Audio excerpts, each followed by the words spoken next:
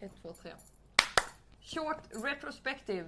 Niklas and I have both been part of companies that we own partly, and we have done that for some years. So this is a short retrospective. What have we learned? I will go first.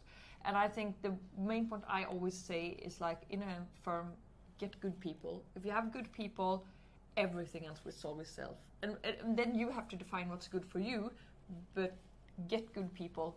Don't take in people that you don't really believe in. No, I think also you need to have all same goals, because you can be a good developer or you can be a good project leader, etc. But if you don't share the same goals, objectives, you might not be the good fit for that small company. So I think that is something I also want to check the culture. Like, if you hire someone, do you feel that, because that's something we have spent a lot of time talking about at Way, like, what is the Way culture? Is this person way? And this is the way. And we can also, of course, the culture evolves. So what people you bring on will also drive the culture.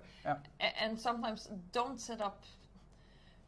Sometimes companies say that there are stuff, but in reality are doing something else. So if you're going to build a culture, you have to make sure you're actually feeding it. And I think that trickles down, so that will have to start with you as a founder, I think, because if you do different things, that will not work. So and also don't be stupid cheap, as you said, but I think invest in the things, outsource the things you don't want to do or you don't have the time. So focus on doing the things that you either are very good at, which means revenue, or that you like to do, because you will be all over the place. And you have to, of course, accept as a startup that you have to do a lot of things, have your fingers in many different pots. But you can also outsource the invoicing and the bookkeeping, or if you're not an accountant, of course, then you should do it yourself. So find ways to delegate and outsource things. And don't be stupid cheap. It's like, Lucid Charts, 1Password, really good for productivity. Well, get them and just pay for it. Don't be stupid cheap and try to save I'm going to save 100 euros here, but I'm actually going to waste my people's time. You spend 8 hours on doing it that you cannot invoice yourself. So that's exactly. And I think that's also good, because we see customers of ours that are good on product or marketing, etc. They work with us for the e-commerce, and some say you can build it yourself and blah blah blah. So you get the idea.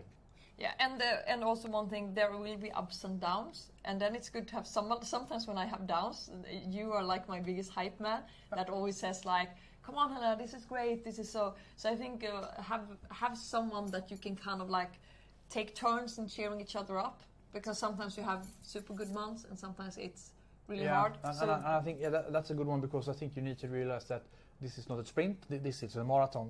You have to make sure that you last the long run, because there will be uphills and downhills, of course.